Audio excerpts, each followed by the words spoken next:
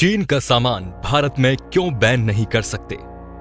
हम में से बहुत से लोग चीन का खुला विरोध करते हैं और भारत में चीनी सामान को बैन करने की बात करते हैं। लेकिन क्या आपने सोचा है कि हम भारत में चीनी सामान का विरोध क्यों नहीं कर सकते? अगर आप नहीं जानते तो इस वीडियो को देखने के बाद जान जाएंगे कि वो क्या कारण है जिनकी वजह से हम चीन का सामान भारत में बैन नहीं कर सकते। लेकिन उससे पहले ये बताइए कि क्या किसी दुकानदार ने आपसे ये कहा है कि हमें माफ कीजिए, हम सिर्फ मेड इन इंडिया से डील करते हैं?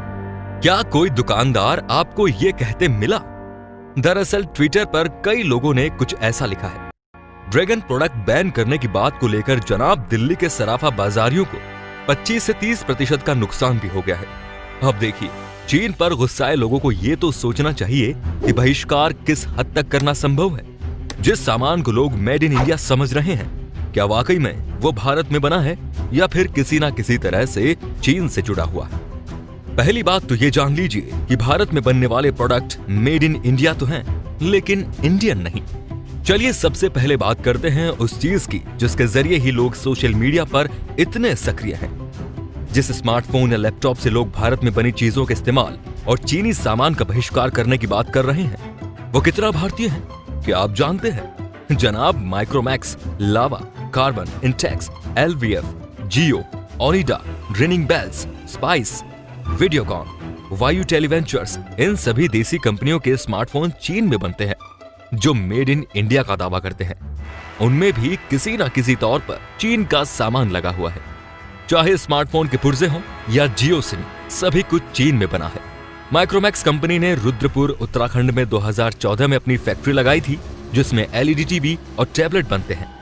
कहने को तो मेड इन इंडिया, लेकिन क्या कभी सोचा है कि इन टैबलेट्स के लिए रैम कहां से आती है? दवाइयों का दावेदार। भारत में इलेक्ट्रॉनिक्स और मशीनरी के बाद सबसे ज्यादा अगर किसी चीज का आयात चीन से होता है तो वो है दवाओं का। जी हां, यहां दवाइयों और उर्वरकों, फर्टिलाइजर के लिए आयात होने वाले ड्रग की बात हो रही है जो चीन से आते हैं। अगर आंकड़ों पर नजर डालें तो 2014-15 में $2.22 बिलियन, लगभग 1467 करोड़ रुपए का दवाओं का आयात चीन से हुआ था। अगर प्रधानमंत्री नरेंद्र मोदी का मेक इन इंडिया मंत्र कहीं सबसे पहले लगना चाहिए तो वो दवाओं और उर्वरकों के मामले में भी होना चाहिए। पिछले 4 सालों में चीन से लगभग 38,186 करोड़ रुपए का फार्मा आयात हो चुका है। क्या आप जानते हैं इसका मतलब? जनाब, इसका मतलब है कि अगर आपने कोई दवाई खाई है तो इस बात की संभावना काफी हद तक हो सकती है कि वो चीन से जुड़ी हुई हो।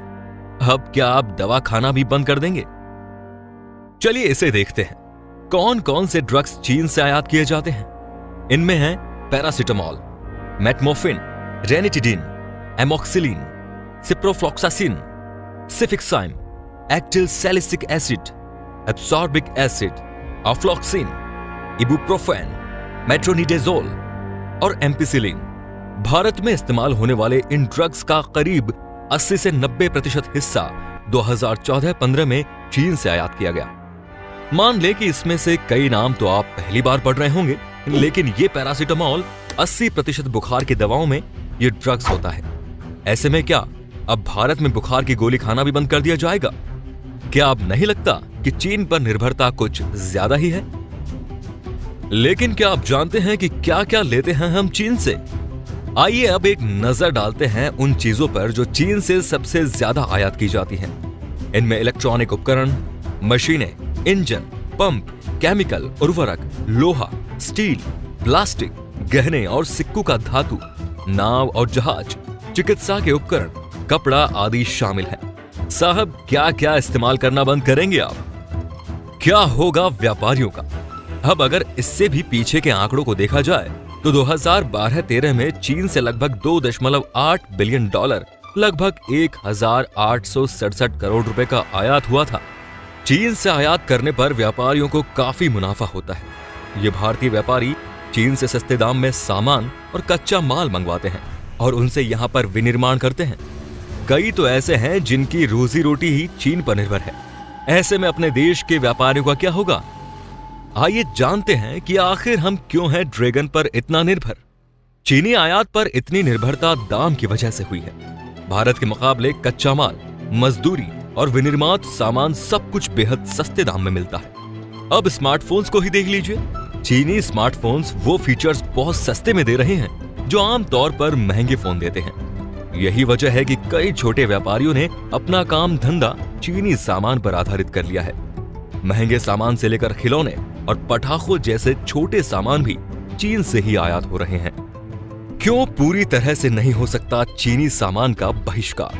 चीनी सामान का पूरी तरह से बहिष्कार या यूं कहें कि टोटल बैन संभव नहीं है। दवाओं से लेकर रोजमर्रा की कई चीजें चीन से आयात होती हैं। अब आप ही बताएं कि क्या क्या छोड़ा जा सकता है। ऐसे में अगर छोटे व्यापारियों और दुकानदारों के पास का सामान आपने खरीदना बंद कर दिया तो उनकी दिवाली का क्या होगा, कभी सोचा है आपने? सच तो यह है कि पूरी तरह से चीनी सामान का बहिष्कार हो ही नहीं सकता। अगर अपने ही घरों में गौर से देखा जाए तो चीनी सामान बहुतायत में मिल जाएगा। तो दोस्तों, कैसा लगा आपको ये वीडियो? अगर आपको वीडियो पसंद आया हो तो इसे लाइक कीजिए, सब्सक्राइब कीजिए और नोटिफिकेशन पाने के लिए बेल आइकन को जरूर प्रेस करिए। और मुझे लगता है अब आपको समझ में आ गया होगा कि हम चीन का सामान भारत में बैन क्यों नहीं कर सकते। तो चलिए, एक अगले वीडियो के साथ में आपसे फिर से मुलाकात होगी। तब तक के लिए टेक केयर, धन्यवाद।